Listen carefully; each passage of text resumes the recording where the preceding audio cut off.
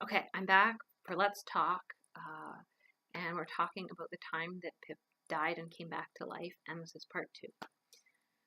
So so if you haven't heard the first part of the story, go back and watch part one so you know what happened. So Pip has just come out of, uh, I've just got off the phone with the vet, and Pip has been revived, and the ICU vet calls me back. And Pip is still alive an hour later, and she tells me that Pip is in critical but stable condition. And I don't know what the heck that means. Like, as close to death as you can get with still being stably alive. Um, and she said that she would, they would call me back in the morning. So it was about midnight. They'd call me back in the morning unless something changed. And so I got no sleep that night. It was terrible. I was awake all night, just totally worried that the phone was going to ring. And I thought if I stayed awake, I could will the phone not to ring. And then 7 o'clock came. I'm like, okay, it's morning now. They'll call me any minute. And then reality sunk in, and I realized they're not going to call me till after 9. So 9 o'clock comes. I'm waiting for the phone to ring to hear that my dog's still okay and alive and see how she's doing. 9:30 comes, and then I call the vet. And the doctor on call is dealing with another patient, and so the technician says that he'll call me back as soon as he's done dealing with the patient. Another hour goes by, and I call back, and she said, "Oh, sorry, he's still dealing with somebody else, but he'll call you right back in 10 minutes." So he calls me back, and he gives me, the update on Pip, and this is the time I remember asking, "Can she stand up?" Because I realized, what's the condition of my dog? Like, she's stable, and she's critically stable, but can she even walk? And so he said, yeah, she can stand, she can walk. She's still critically stable, but critical but stable. And they had told me the night before that if she arrested again, they were not going to do CPR again, because that was her way of saying that she was done. And I think they really expected her to arrest again. So the vet that I talked to in the morning was pretty surprised that she was doing as well as she was. And so he gave me a very optimistic seeming picture of her. And we arranged to go down and visit her later that day. And I had this very optimistic picture that was not really how things were when I saw her. So I saw her for 5, maybe 10 minutes, and they brought us back to see her, and she was in this little crib, and she was completely shaved except her little scruff around her neck and the fur on her head, and she had drains where she still was bleeding because they weren't able to fix the bleed in her chest, and she had staples all down her, she was open all the way down her chest, and so she was stapled closed.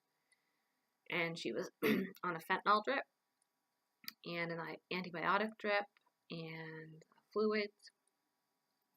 And she was very sleepy, but she was very excited to see me, and she just had enough energy to just see me for a couple minutes. And I don't even think I could pick her up, but I left her my sweater and tried to make her as comfortable as I could, and then we had to leave, and it was very upsetting seeing her like that. And so every day for the next few days, I'd get a call from the vet, and they'd give me her daily update, and she would be doing better, and she was doing better for about 3 days.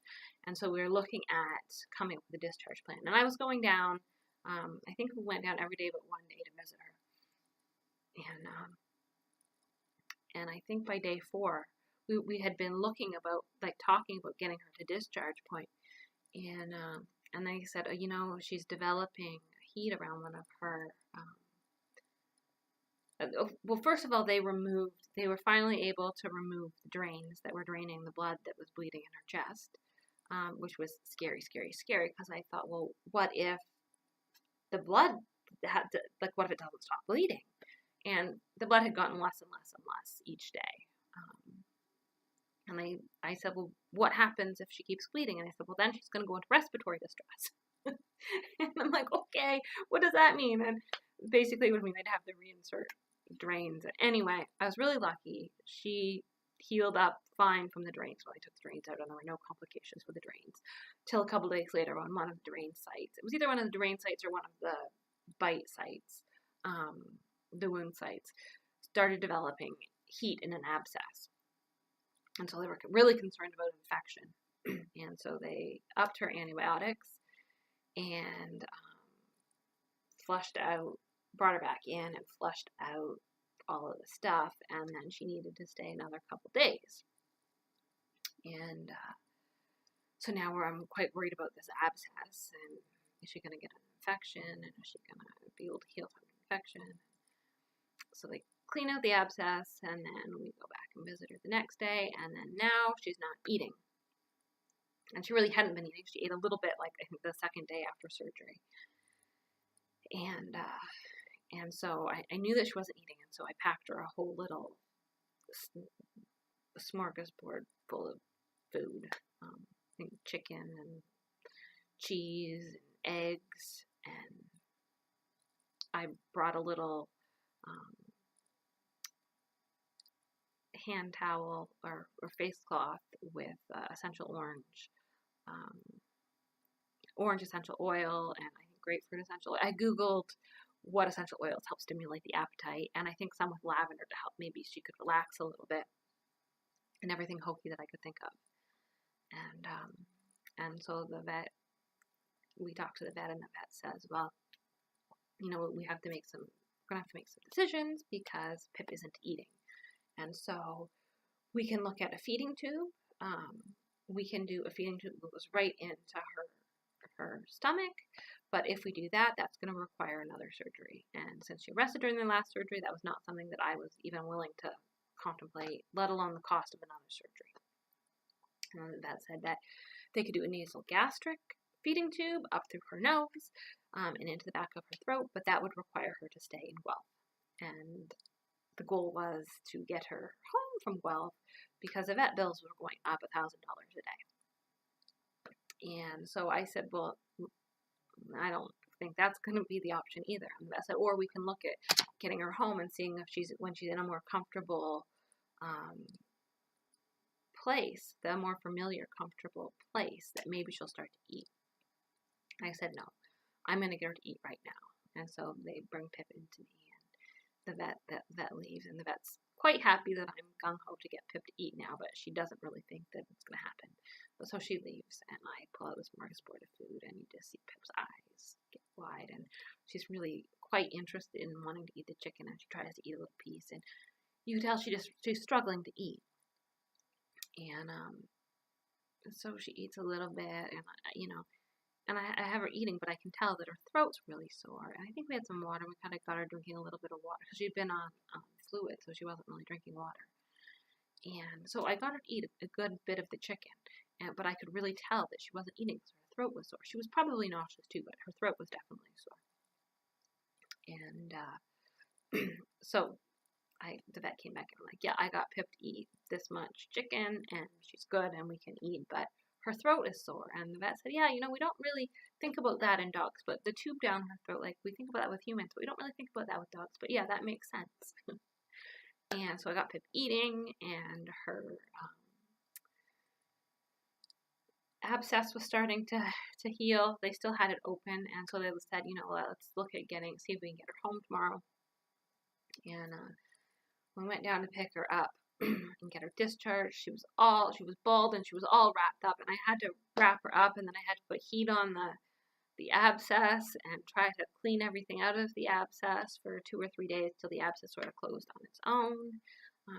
And then so Pip came home, and then when she got home, Minnie was really excited to see her, and Pip was really aggressive towards Minnie. So I had to send Minnie to my parents for a couple days and then gradually reintroduce them. But it was okay because it kind of gave Pip time to just be babied and taken care of and nurse back to health.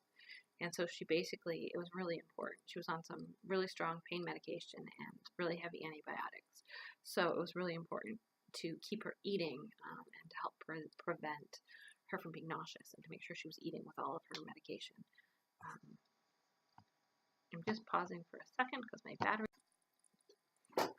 Okay, I'm back. So where was I? So she got aggressive to Minnie. Minnie went to my parents, and then I was cooking her all kinds of human food. She wasn't eating kibble.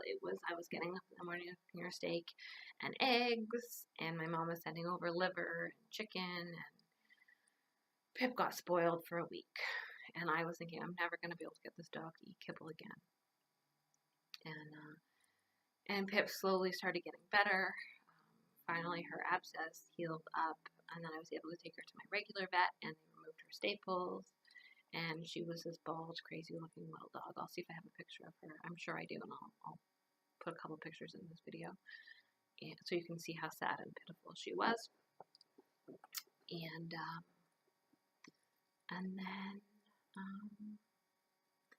then yeah, I'd bring Pip over to my parents, and I reintroduced her and Minnie together, kind of out in the grass, probably for 2 or 3 days, and then Minnie was able to come home. And Pip has healed up remarkably, and she's got this really funny little bump on her chest where her ribs are, and other than that, and you can see a faint little line where her scar was, but other than that, you would never be able to tell that she had such a traumatic experience. And that is the story about how Pip died and came back to life.